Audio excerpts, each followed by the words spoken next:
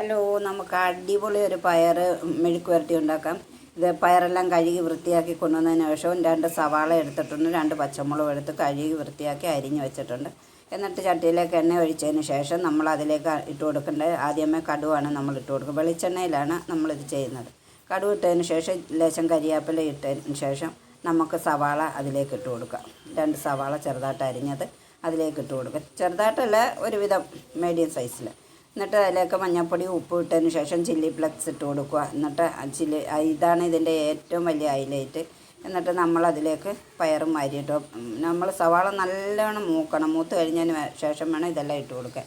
എന്നിട്ട് നമ്മൾ പയറും അരിയിട്ട് മൂടി വെച്ച് ആ ആവിയിൽ തന്നെ നമ്മൾ വെള്ളമൊന്നും ഒഴിക്കാതെ ആവിയിൽ തന്നെ വേവണം.